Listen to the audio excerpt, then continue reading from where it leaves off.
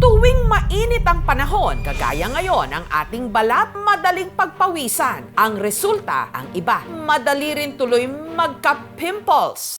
Gaya ng binatang ito sa Dumaguete City sa Negros Oriental na sa dami ng pwedeng tubuan ng tigyawat, bakit daw sa ilong pa niya? Kinurot niya para lumabas daw yung dugo at saka yung nana. Pero nang dahil sa pagtiris sa kanyang tigyawat, siya'y nag-agaw buhay. Iyak talaga ako ng iyak kasi nga nagulat ako. Iba yung mukha niya. Tapos yung kulay niya na iba na din.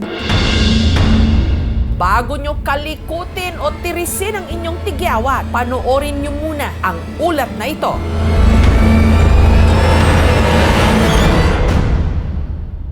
Ang akala natin, simpleng pimple, pwedeng mauwi sa trouble. Gaya ng nangyari sa isang binatilyo sa Dumaguete City na dahil tiniris niya ang tigyawat sa kanyang ilong, nag-agaw buhay. Guwapo, check. Matipuno, check. Makinis, check na check. Yan ang 17 anyos na si Justin na sumasali pa sa mga school pageant. Pero nito lang March 25, ang mala glass skin ni Justin nagkalamat nung tubuan siya ng tigyawat sa ilong. After 2 days, naligo siya. Accidentally nasagi yung ilong niya na may pimple na maliit pa nung una. Nung kinabukasan, lumaki siya. Kinurot niya para lumabas daw yung dugo at saka yung nana. Pero hindi lang daw tigyawat ang namaga. Sumakit din pati ang kanyang ulo. Severe headache. Dito, sir, violet na ang kulay. Tapos yung dito, pula na. Dahil wa-epek na ang ininom na painkiller ni Justin, dinala na siya ng kanyang inang si Mona Lisa sa ospital. Pero hindi pa man nakakarating ng emergency room, Sabi niya sa akin, May, nahilo ako. hanggang si Justin biglang nag-seizure at hinimatay. Iyak talaga ako ng iyak kasi nga nagulat ako na bakit ganon. Iba yung mukha niya.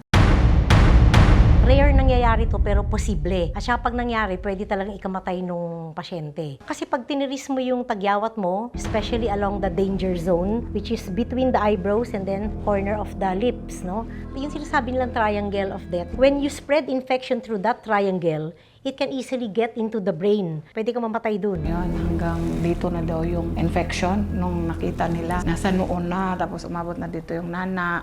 Tuluyan na nga ba siyang mapapahamak ng dahil lang sa tiniris niyang tigyawat? Ang estudyante naman sa Baguio City na si Alcrisa, halos wala na raw mukhang maiharap ang kanya kasing mukha.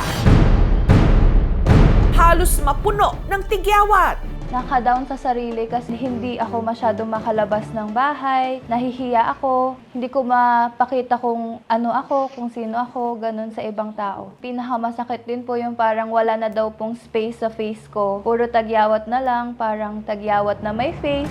Subsob sa pag-aaral si Alcrisa, palagi raw pagod at stressed. Ito raw ang naisip niyang dahilan kung bakit siya nagka-pimple outbreak. Ang daming factors na sinasabi ng causes ng acne ko pero hindi ko talaga ma-pinpoint kung alin doon. Kung ano-anong skincare products na raw ang kanyang ginamit pero hindi umipek.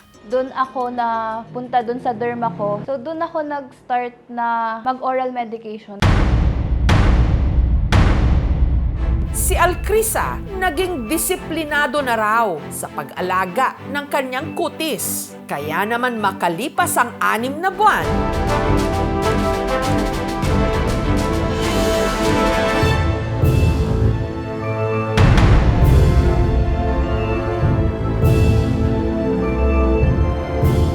eto na siya ngayon. Ngayon, kahit mag-makeup ako, mas lalo ako nagiging confident na lumabas. Hindi na ako nahiyang mag-take ng pictures na malapitan.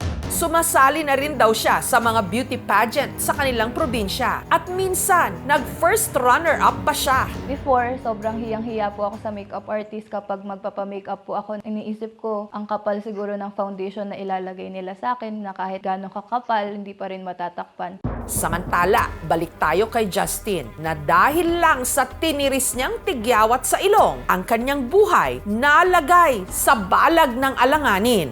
Iyak talaga ako ng iyak kasi nga nagulat ako. Iba yung mukha niya. 30 minuto matapos siyang mag-seizure. Si Justin nahimasmasan. First time ko naramdaman, bigla na lang akong nanginginig at bigla na lang akong nahimatay. Nagpapalakas na siya ngayon. Medyo maayos na yung paghinga ko at hindi na ako nakakaramdam ng sakit. Hindi na ako magkirot yung ulo ko sa sakit. Sa ospital na rin siya nagdiwang ng kanyang 17th birthday nito lang Lunes. Sa tingin ko, hindi ako makaka-birthday kung hindi ako tinulungan ng aking pamilya dahil kung wala sila, wala rin ako dito. Pag may tagyawat ka, bawal ang matatamis, oily foods. And of course, stress. Hindi ko akalain na yung tigyawat ko sa ilong ay magdadala sa akin sa kapahamakan. Natutunan ko ay huwag tirisin yung tigyawat, baka ito pang maging dahilan ng aking pagkamatay.